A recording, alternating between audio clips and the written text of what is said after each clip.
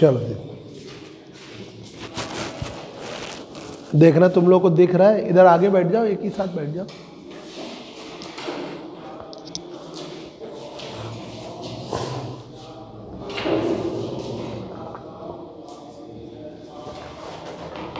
एक बहुत ही easy object short question है, पहले वो लिख रहे हैं कि लेज़र की क्या प्रॉपर्टीज़ हैं और लेज़र के क्या एप्लीकेशंस हैं। Properties and applications of laser. Properties and application of laser.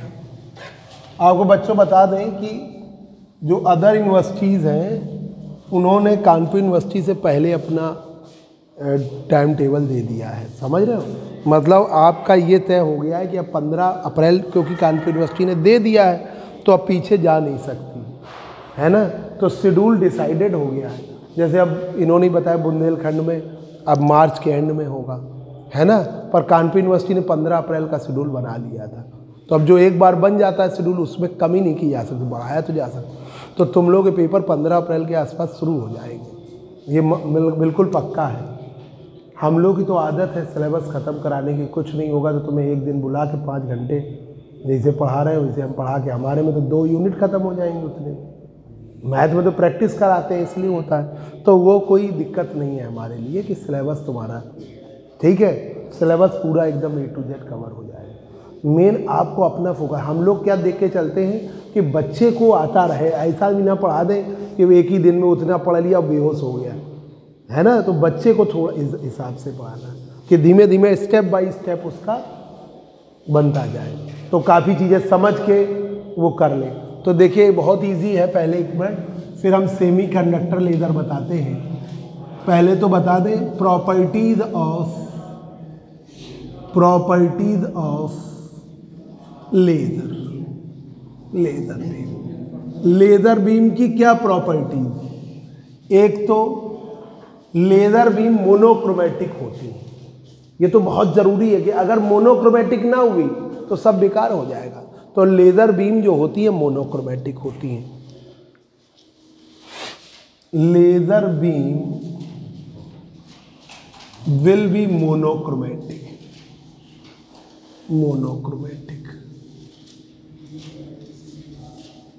दूसरी property, laser beam highly coherent होती है, बहुत ज़्यादा कला संबद्ध होती है। हाईली कोहेरेंट का मतलब साइन का फॉर्म उसका बहुत ज़्यादा देर तक वैसा ही रहता है, ठीक है। अब जैसे आप हो, क्या नाम है, सौम्या है, आप कल्याणपुर में रहती है ना। कल्याणपुर से इन्होंने एक दिन सोचा कि कल्याणपुर से क्यों ना कोचिंग हम पैदल चले आए। तो आपने एक दिन प्रयास किया तो पता चला घर से आप क्रॉसिंग तक आए तभी बहुत थक गए, या मान लीजिए उसके आगे जो नेक्स्ट वाली क्रॉसिंग है जहाँ से वहाँ तक आए उतने में इतने थक गए कि आपने कहा अरे बस की बात नहीं, तुरंत टेम्पो में बैठे घर चले आए, कोचिंग चले आए, है ना। तो आपने एक बार एफर्ट किया कि हम देखें हम कितनी दूर तक जा सकते हैं, कितनी दूर तक हम पैदल चल सकते हैं, ठीक है। तो आपने अपनी एनर्जी, वैसे ही लाइट वेव्स भी होती हैं। जैसे ये लाइट वेव है, इसमें कोहेरेंस बहुत कम होता है तो ये उतनी दूर तक नहीं जाती, और जो आपकी लेज़र लाइट बीम होती है उसका साइन का फॉर्म बहुत ज़्यादा वैसा होता है तो वो बहुत दूर तक जाती है। अब इसी के लिए हम 2 एग्जाम्पल दे दें। जैसे आप हो, आप इतनी दूरी बगिया क्रॉसिंग तक आते आते थक गई, है ना, और जो आर्मी में गर्ल्स हैं आपकी एज की तो हैं तो आप ही जैसी, पर उनमें कहो वो आराम से पैदल चली आएंगी तुम्हारे घर तक, फिर दोबारा फिर कहो बैग और कहो एक आध कुंटल लाद के भी चली आए। एक आध कुंटल नहीं तो मतलब 20, 25, 30 किलो का बैग भी लाद के चल दें, क्योंकि उनकी वही प्रैक्टिस है, वो वही काम। तो वो यहाँ पर ऑर्डिनरी लाइट बीम ऐसी तो प्रोड्यूस की जाती है और लेज़र लाइट बीम उसी के अकॉर्डिंग प्रोड्यूस की जाती है, तो वो हाईली कोहेरेंट होती है, बहुत ज़्यादा कोहेरेंट होती है। वो कोहेरेंट का मतलब कला संबद्ध। तो laser beam is highly coherent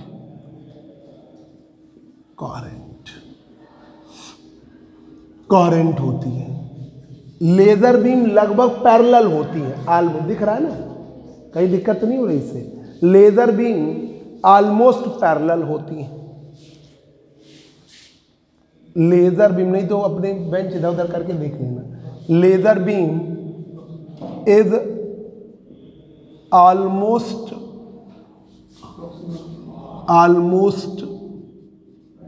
perfectly parallel, almost parallel लिख दे रहे हैं, ऑलमोस्ट पैरेलल, लगभग पैरेलल है। चौथा पॉइंट, लेजर बीम स्ट्रांग है, आ जाओ। लेजर बीम स्ट्रांग है, कॉलीमेटेड है, पावरफुल है। Laser beam is strong and powerful.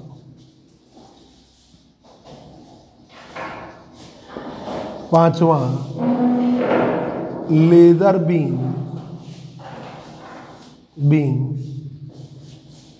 Is वो वाला पॉइंट हमने उसमें ही कर लिया, नहीं वो लिख दे रहे, लेजर बीम इज स्पेशली, अब ये सचिन नहीं मान रहा है तो लिख दे रहे हैं, spatially and temporally coherent.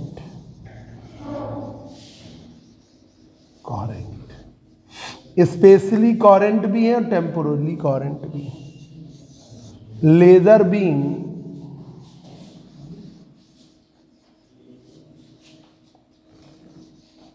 is collimated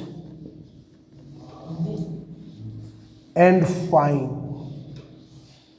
and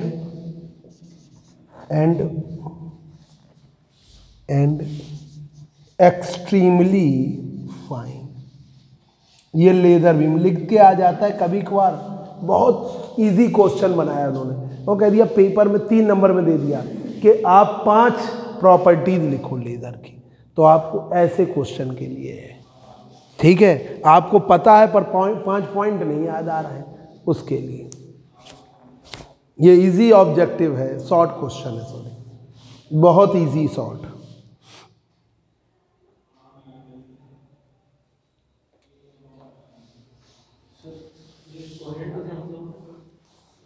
coherent का मतलब जो उसका साइन का फॉर्म है वो बहुत लॉन्ग डिस्टेंस तक वैसा ही रहता है।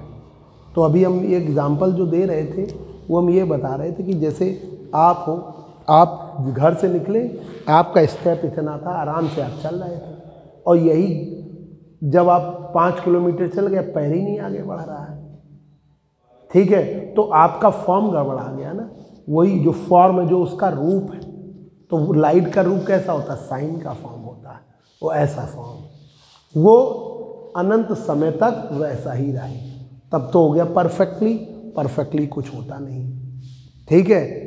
लगभग सभी का कुछ समय तक का फॉर्म साइन का फॉर्म रहता है। जैसे इसमें बहुत जल्दी ब्रेक हो जाता है, इस रूम के ही बाहर ये फॉर्म डेविएट कर जाएगा, और जो लेजर बीम है उसका फॉर्म साइन का काफ़ी लॉन्ग डिस्टेंस तक रहे, तो वो क्या है, हाईली कोहेरेंट, बहुत ज़्यादा कला संबद्ध, उनकी कला नहीं बदलती, ऐसी। देख लीजिए जल्दी से। अब देखिए प्रॉपर्टीज़ के बाद देखिए एप्लीकेशन, फिर हम ये सब के लिए है। जरा इधर देखो साकिब, बगल वाले Pratik Sharma, properties of laser, तो पॉइंट्स 5 लिखने हैं इसके according. Laser beam will be monochromatic, laser beam क्या होंगी, मोनोक्रोमेटिक। मोनोक्रोमेटिक मतलब सिंगल कलर, एक ही कलर होगा, ठीक है, सिंगल कलर, एक ही कलर होता है।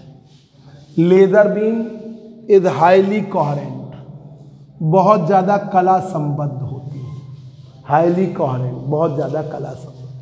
Laser beam is almost parallel, laser beam लगभग पैरेलल, पैरेलल बीम होने से बहुत दूर तक जाएगी, तो ये ज़्यादा पैरेलल होती हैं। Laser beam is strong and powerful, strong और पावरफुल ना हो तो लेजर बम और लेजर गन क्यों बनाई हैं, तो तो ये जो वो वाली होती है उससे ज़्यादा पावरफुल है लेदर का। लेदर बम, लेदर गन, लेदर पिस्टल, ये सब ज़्यादा, हम लोग तो लेदर का निशाने में यूज़ करते हैं। लेदर बम अभी तक इंडियन में नहीं होगा, ना लेदर बम है, ना लेदर गन है, ना लेदर पिस्टल है, पर बन चुकी हैं। आप उनमें देखते होंगे, इंग्लिश मूवीज में देखते होंगे कि लेदर का पता चला बम है, दीवार उड़ गई, या लेदर का, तो वो इतनी पावरफुल होती है। Leather beam is specially and temporally coherent. Specially का मतलब इनफाइनाइट स्पेस तक उनका फॉर्म साइन का फॉर्म रहता है, या टेम्पोरली कोहेरेंट का मतलब इनफाइनाइट टाइम तक उनका साइन का फॉर्म रहता है। तो स्पेशली कोहेरेंट है और टेम्पोरली कोहेरेंट है। लेदर बीम इज कॉलीमेटेड, बहुत ज़्यादा संकीर्ण फाइन होती हैं। कॉलीमेशन, कॉलीमेटेड मतलब संकीर्ण, या एक्सट्रीमली फाइन। कॉलीमेटेड और एक्सट्रीमली फाइन, ठीक है। अब लिखिए एप्लीकेशंस, अनुप्रयोग क्या है लेजर के। एप्लीकेशंस, लेजर को मेडिकल और इंडस्ट्रियल फील्ड, टेक्निकल फील्ड में यूज किया जाता है, ठीक है। लेजर से मेडिकल फील्ड में क्या करते हैं कि बहुत डेलिकेट सर्जरी है वो लेजर के द्वारा की जाती है। लेजर is very useful in medical field। Laser बहुत उपयोगी है मेडिकल फील्ड में। Laser is very useful in medical field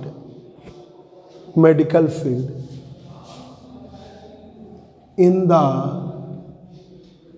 delicate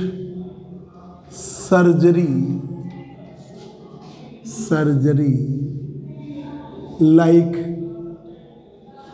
cornea grafting है, कैंसर है, ट्यूमर है, इन सब में यूज किया।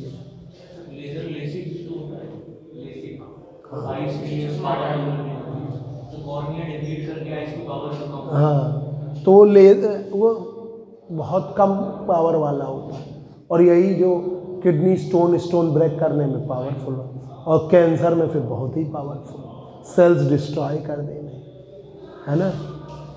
अभी उस दिन हम जी न्यूज़ पे सुन रहे थे कि उनका था मैथमेटिशियन, क्या नाम है उनका, रामानुजम, श्रीनिवास रामानुजम ने ही जो अपनी एनालिसिस दी थी उनमें हर चीज़ का कैलकुलेशन है। जैसे कैंसर में सेल्स का डिसऑर्डर कैसे बढ़ रहा है, ये रामानुजम के पास फार्मूला है उसको कैलकुलेट करने का।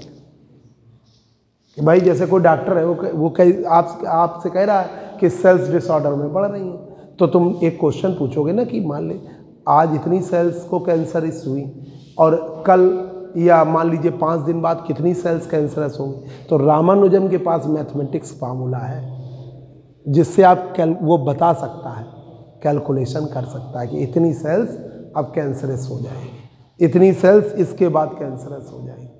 तो ये मैथमेटिक्स से ही कैलकुलेशन होता है। तो उन्होंने एक फार्मूला बनाया था, वो पूरा फार्मूला हम भूल गए, उसमें बताया जा रहा था। मैथमेटिक्स में जहाँ तक बात है कि पूरे वर्ल्ड में रामानुजम से बड़ा कोई मैथमेटिशियन नहीं है। वो चक्कर इंडिया उतना पावरफुल देश नहीं है तो इसलिए उनका नाम उतना नहीं हो पा रहा है, पर उन्होंने जो एनालिसिस कर दी वो आज तक कोई ना चैलेंज कर पा रहा है। और जो चीज़ें उन्होंने उस समय लोग उनकी बात को ध्यान नहीं देते थे वो आज लोगों के उपयोग में आ रही हैं। इतना कैलकुलेशन में रामानुजम का है। श्रीनिवास रामानुजम है जिन्होंने, आप लोग बहुत एक्स्ट्रा ऑर्डिनरी टैलेंटेड, ठीक है। तो वो कैलकुलेशन जो है वो मैथ्स में है और उनके फिजिक्स के थ्रू, भाई कैलकुलेशन जैसे आपने बताया ना कि हमारे में ये बीमारी बढ़ रही है, तो किसी डॉक्टर ने कहा इतने पार्ट में हुआ, लगभग इतनी सेल्स होंगी। तो कोई जनरल एक मैथमेटिक कोई बच्चा है या कोई उसका गार्जियन है, वो पूछ सकता है ना कि ये इतनी हुई, 10 दिन बाद कितना कैलकुलेट कितनी हो जाएंगी। पूछते हो ना कि ये इतना पार्ट में कैंसर हुआ है, अब कल क्या पोजीशन होगी, 10 दिन बाद क्या पोजीशन होगी। तो और डॉक्टरों को भी कैलकुलेशन करना पड़ता है, क्योंकि जैसे जो टाटा में इलाज कराने गया कोई व्यक्ति अपने कैंसर का, तो वो टाइम देते हैं कि इतने मरीज हैं पूरे ऑल ओवर इंडिया के, और टाटा में जाते हैं बॉम्बे में, तो अब पता चला उनको 10 दिन के बाद का ऑपरेशन का टाइम मिल रहा, 20 दिन के बाद का ऑपरेशन का टाइम मिल रहा। भाई मशीन तो उतनी है ना, एक्स रेज डालनी, तो डॉक्टर के पास भी एक कैलकुलेशन रहता है कि ये अगर हम ऐसा ना हो कि हम इसका 20 दिन बाद इलाज करें, तब तक तो ये इसके पूरा फैल ही जाए, तो हम उसको कोई फ़ायदा ही नहीं होगा, है ना। तो वो उतने ही पार्ट में, तो वो सब कैलकुलेशन, जो आपकी ज्योतिष है उसमें भी पूरा कैलकुलेशन है मैथमेटिक्स का, तो उसमें भी रामानुजम का फार्मूला लगता है, समझ रहे हो। तो ये सब कैलकुलेशंस होते हैं, जो अच्छे डॉक्टर रहते हैं पूरा कैलकुलेशन करके ही बताते हैं कि ये। एक कोई डॉक्टर थे प्रजापति करके, तो वो हमारे एक मित्र थे, उनके पिताजी को कैंसर हो गया था, ब्रेन में कैंसर था, तो वो इसमें अपोलो हॉस्पिटल में, और उनकी एज आप सोच रहे होगे कि अपोलो हॉस्पिटल के वो सबसे महंगे डॉक्टर थे, मतलब उनकी एक ऑपरेशन का खर्च आज से 10 साल पहले वो जो लेज़र रेस से वो डालते थे, उनका कम से कम नहीं, एक ऑपरेशन का 1.5 से पौने 2 लाख की फीस थी, और एज उनकी थी करीब 75-78 ईयर्स।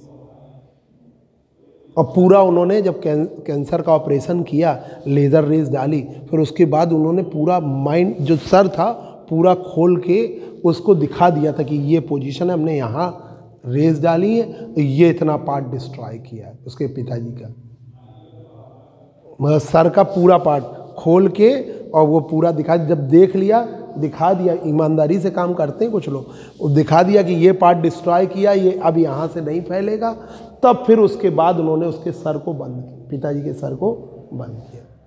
इतनी लेज़र के थ्रू रेस का एनालिसिस, उतने ही पार्ट में लेज़र रेस डिस्ट्रॉय करेंगे, ठीक है। तो ये बहुत इम्पॉर्टेंट पार्ट है लेज़र का, जिससे कैंसर का, ट्यूमर का, कार्निया ग्राफ्टिंग का, ये सब इलाज। और ये देखिए, laser is very useful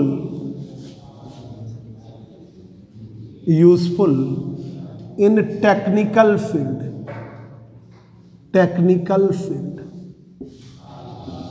and industrial field.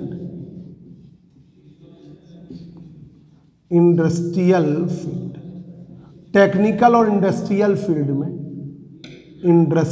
Field में बड़ा इंपॉर्टेंट है। बड़ी बड़ी मशीन्स बनाई जाती हैं, जरा सा होल चाहिए है बाल के बराबर का, तो लेज़र के ही थ्रू हो सकता है। पेच लेके करोगे तो पता चला, या कुछ कटिंग करके करोगे तो हल्का से बढ़ ही जाएगा, लेज़र के थ्रू आ रही पॉसिबल है। Laser is very useful in science and research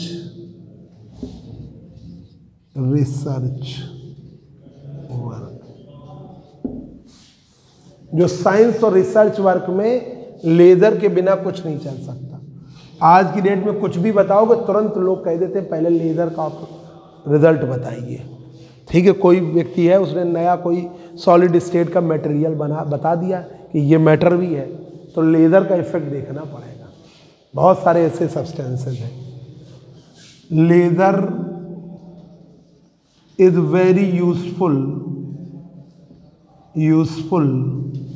in non linear optics. जो तुम पढ़ रहे हो वो लीनियर ऑप्टिक्स है,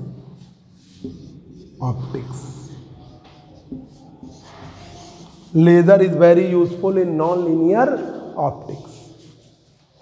इसका मतलब क्या हुआ नॉन लीनियर ऑप्टिक्स? जो ऑप्टिक्स जो आप सिंपल वे की ऑप्टिक्स पढ़ रहे हैं, लाइट रेज एक ही डायरेक्शन में ट्रेवल करती हैं, ओवरलैप करती हैं। जहाँ पे लाइट रेज क्या करें, डिफरेंट डिफरेंट डायरेक्शंस में भी मूव करें और ओवरलैप करें, तो वहाँ लेज़र रेज से ही आप एनालिसिस कर पाओगे, क्योंकि लेज़र रेज यूनिडायरेक्शनल रहती है, फिक्स वे की चलेंगी, और लाइट रेज फिर तो चारों तरफ फैलेंगी, तो उन पे आप मोनोक्रोमेटिक तो होता ही है, पर लेज़र रेज के through high frequency light rays रहती हैं, तो लेज़र ही यूजफुल। लेज़र जो ये 3D फिल्में बनती हैं उनमें लेज़र ही आता है। 3D फिल्म थी, अब तो लेज़र, अब तो बहुत डायरेक्शंस वाली फिल्में में 7D तक पहुंच गए हो, पर जो पुराने समय में छोटा चेतन फिल्में आई थी उसमें लेज़र के, तभी तो जब फिल्में आप देखने जाते हो तो उनमें वो पहनना पड़ता है, चश्मा पहनना पड़ता, क्योंकि अगर नहीं पहनोगे तो आँख पे बहुत इफेक्ट, 3 घंटे तक आपकी आँखों पर लेज़र रेज पड़ेगी। तो लेज़र इज़ वेरी यूजफुल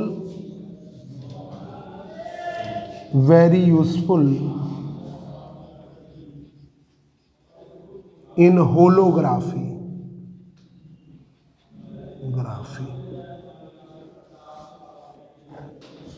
और 3D मूवीज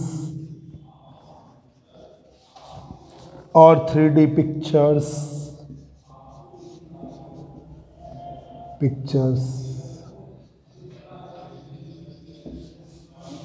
जो 3D मूवीज बनाते हैं, 3D पिक्चर्स बनाते हैं, बिना लेज़र के पॉसिबल नहीं है।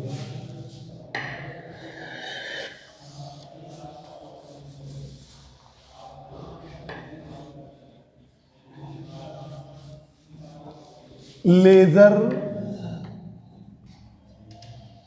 is used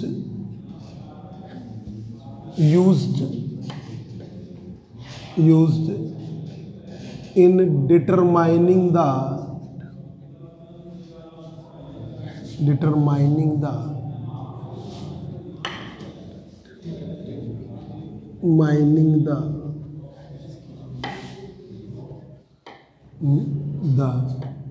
लॉन्ग डिस्टेंसेस, बहुत लॉन्ग डिस्टेंसेस डिटरमाइन करने। Laser is used to determining the nuclear explosion, to determine the nuclear explosions।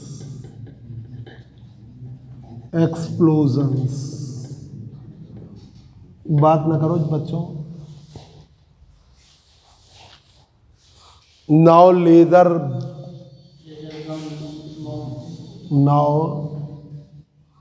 Laser pistol, laser gun and laser bomb are formed। ये सब बन गए, ठीक है। अब आइए सेमीकंडक्टर लेज़र।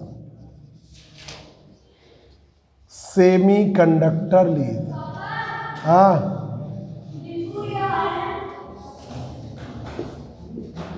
कह दो, अभी तो हम पढ़ा रहे हैं, कह दो शाम को, कल शाम को आए, अभी आज नहीं भी मिल पाए। कह दो क्लास रिकॉर्ड कर रहे हैं, कल शाम को आओ।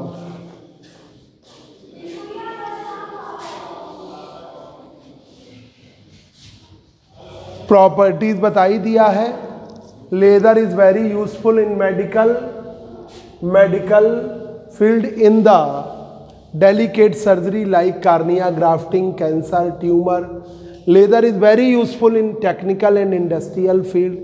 Laser is very useful in science and research work. Laser is very useful in non-linear optics। ठीक है, जो non-linear optics है उसमें लेज़र बहुत उपयोगी। Laser is very useful in holography और 3D movie, 3D pictures. Laser is used in determining long distances. Laser is used to determine the nuclear explosions. Now laser pistol, laser gun, laser bomb are formed। आज के समय में laser pistol भी बन गई, laser बम भी बन गया, लेज़र गन भी बन गया। सेमीकंडक्टर लेज़र, ये एक और है। सेमीकंडक्टर लेजर में पूरा सब्सटेंस एक्टिव होता है, जबकि सॉलिड स्टेट लेजर में सिर्फ 1% सब्सटेंस एक्टिव होता है। तो लेजर जो सेमीकंडक्टर लेजर है ये ज़्यादा बेटर लेजर बीम देगा इन कंपैरेटिवली सॉलिड स्टेट। ठीक है, तो देखिए in solid state laser only 1% substance is active 1% substance active है। While in semiconductor laser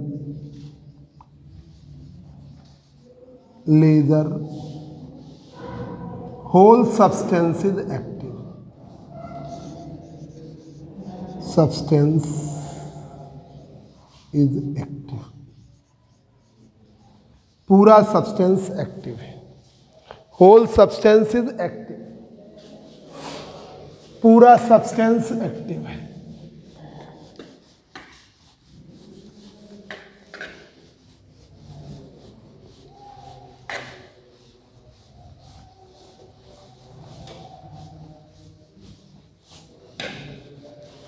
whole substance is active, पूरा सब्सटेंस एक्टिव। अब देखिए दो कंडीशंस यहां पर सेमीकंडक्टर लेजर ओबे करता है। There are two conditions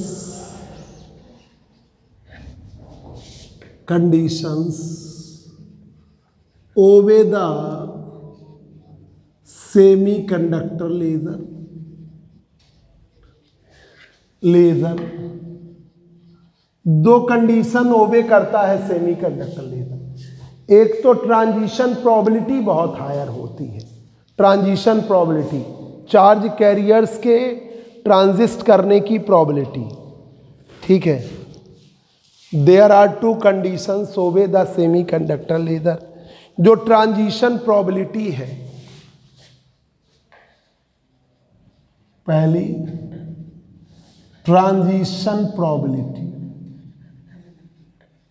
probability is very higher. Transition probability बहुत उच्च होती है। दूसरा, बहुत ज़्यादा होती है ट्रांजिशन प्रोबेबिलिटी। दूसरा, excess population inversion is maintain. Excess population inversion, higher energy state पर पार्टिकल्स बहुत बड़ी संख्या में अवेलेबल होते हैं, एक्सेस क्वांटिटी में। ठीक है, हायर एनर्जी स्टेट पर चार्ज कैरियर्स बहुत बड़ी संख्या में क्रिएट होते हैं। Excess population inversion is maintained. ठीक है, excess population inversion is maintained. Excess population inversion is maintained. Excess में पॉपुलेशन इन्वर्जन क्या होता है? एटम्स जो लोअर एनर्जी स्टेट पे हैं उनको हायर एनर्जी स्टेट पे पहुंचाना कहलाता है पॉपुलेशन इन्वर्जन, कि चाहे जैसे भी हायर एनर्जी स्टेट पर अवेलेबल कराओ। लेजर के फिनोमिना में क्या है? लेजर का फिनोमिना ये है कि जो एटम्स हैं, जो सब्सटेंसेस हैं, उनको पहले तो आप उन्हें एनर्जी देकर हायर एनर्जी स्टेट पे पहुंचाओ। तो हायर एनर्जी स्टेट पहुंचाना या उनको एक्साइट करना, ठीक है, ये कैसे करते हैं हम? पंपिंग के द्वारा। और जब वो हायर एनर्जी स्टेट पे पहुंच जाते हैं, अवेलेबल हो जाते हैं, तो उसे कहते हैं पॉपुलेशन इन्वर्जन। तो हायर एनर्जी स्टेट पर एक्सेस वे में एटम्स अवेलेबल हो तो उसे हम कहेंगे excess population inversion. Excess population inversion. अब देखिए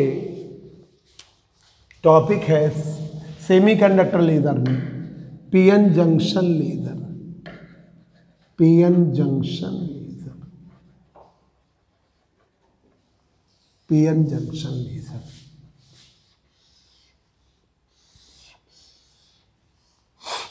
ये है PN junction diode.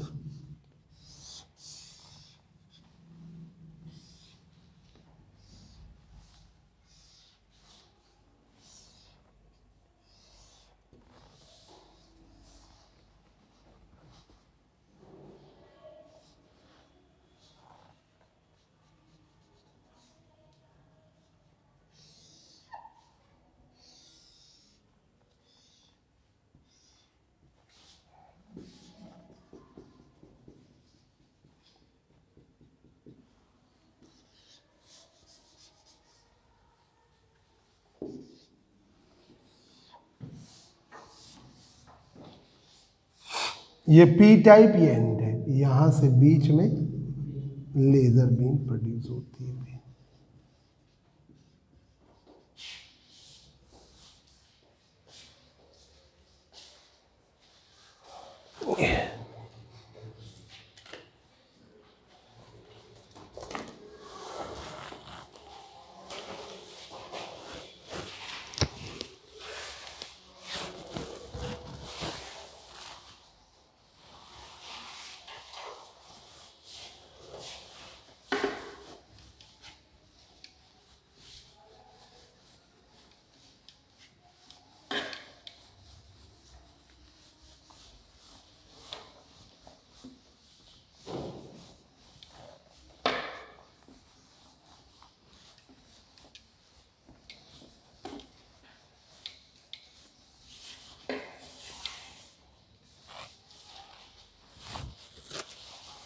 PN junction laser,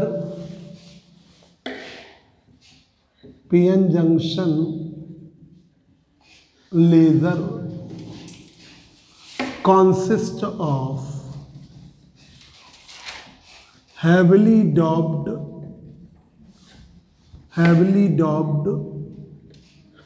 PN junction diode।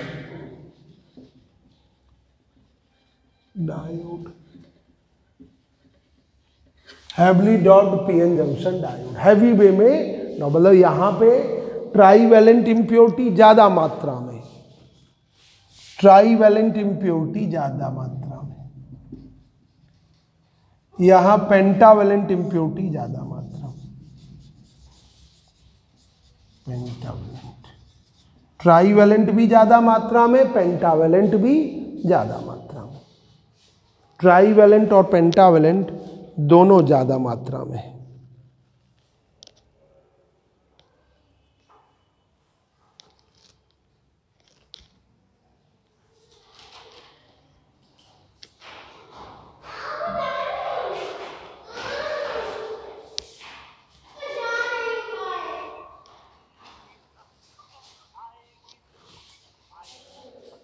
A PN junction laser consists of heavily doped PN junction diode. Due to this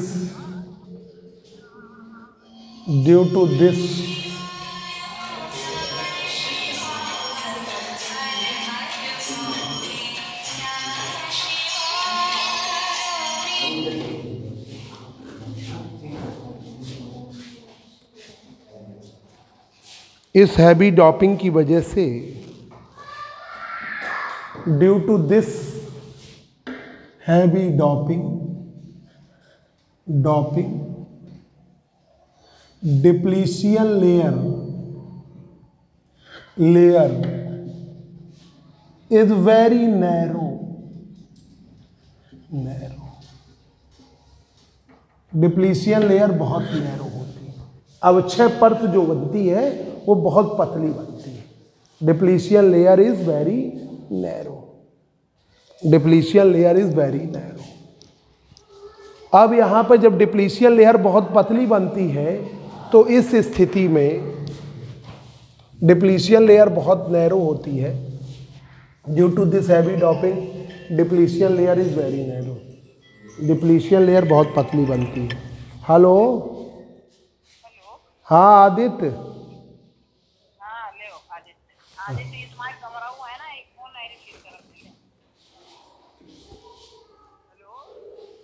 हाँ मखन सर बोल रहे हैं। अरे पढ़ना है तो आ जाओ थोड़ी देर में। नहाने के बाद आ जाओ, हम रिकॉर्ड करेंगे क्लास। हमने कहा तुम्हें बुला लें, ठीक है।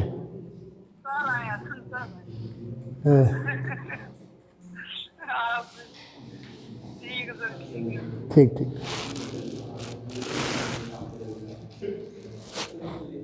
Due to this heavy doping, depletion layer is very narrow. When a small potential difference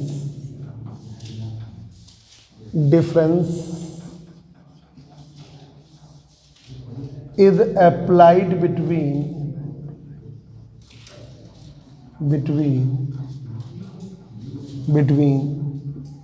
P and N type regions।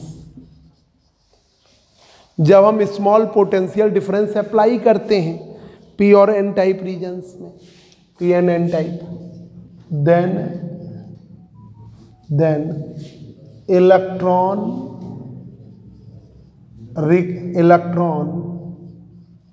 fall on the hole and recombination takes place।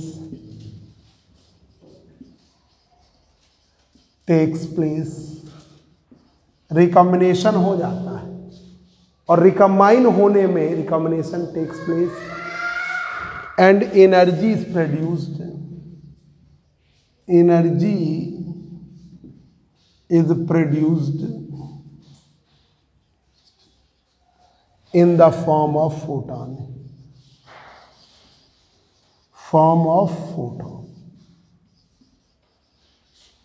Energy produce होती है photon के form में। वो किस पर depend करती है? जितना इलेक्ट्रॉन होल पेयर जनरेट होने में लगी है, ठीक है। विच डिपेंड्स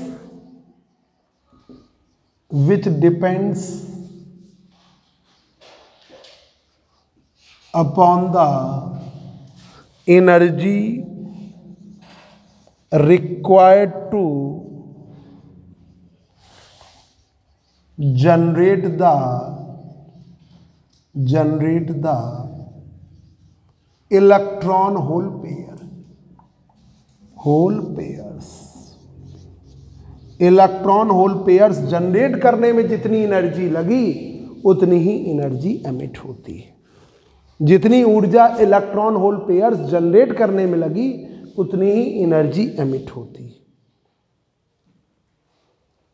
जितना इलेक्ट्रॉन होल पेयर्स जनरेट करने में जितनी एनर्जी लगती है उतनी ही एनर्जी एमिट होती है।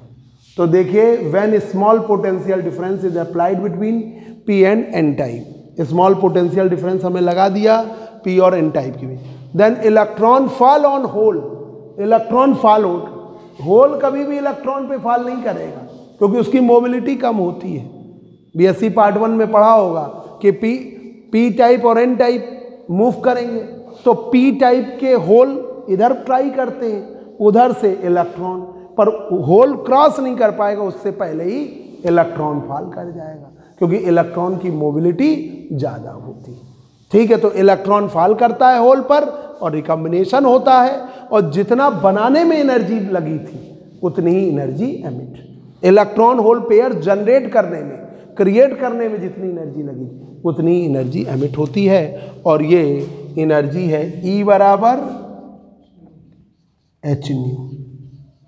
ठीक है, और C बराबर क्या है? ठीक है, C बराबर है न्यू लैम्डा, तो न्यू बराबर है C अपॉन लैम्डा। तो ये आपका E बराबर Eg है, वो Eg बराबर hc अपॉन लैम्डा। लैम्डा बराबर hc अपॉन E। लैम्डा बराबर hc अपॉन E।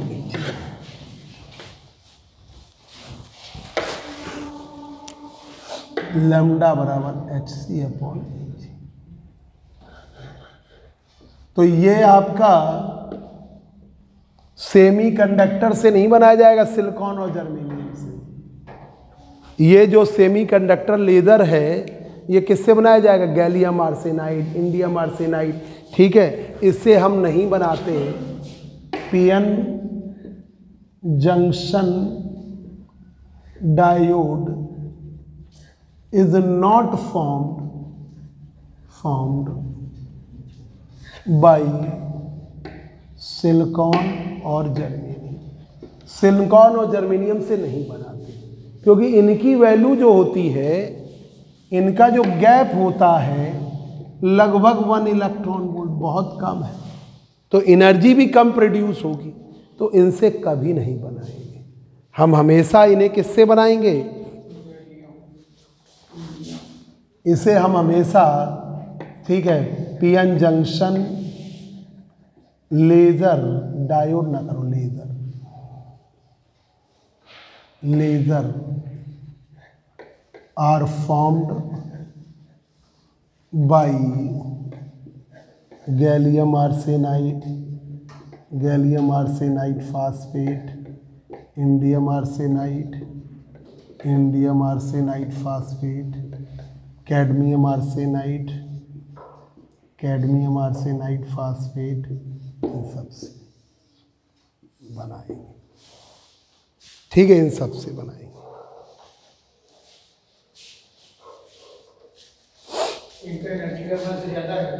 इनका 1.5 से ज़्यादा है, एवं 1.25 से 2 इलेक्ट्रॉन वोल्ट का, 1.5 से 2 इलेक्ट्रॉन वोल्ट का। इसकी वो हो जाता है, मतलब एक ही है। अब जब हायर पोटेंशियल डिफरेंस लगा देते हैं, व्हेन हायर, इसमें तो ऑर्डिनरी लाइट एमिट हो रही है, when higher potential difference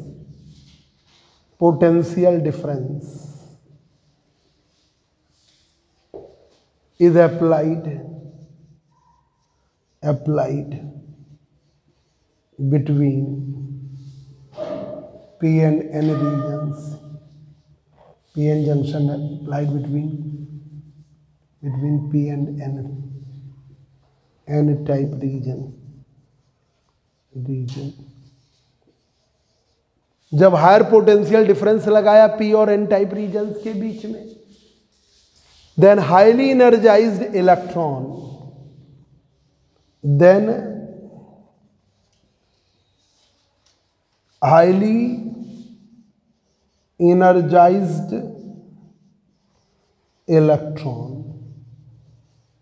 recombine with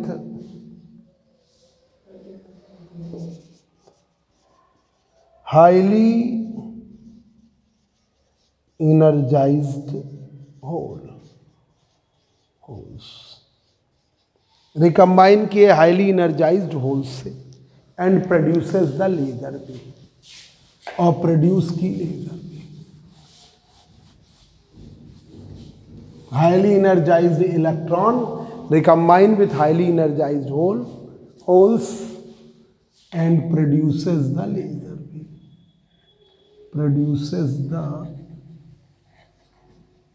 laser भी,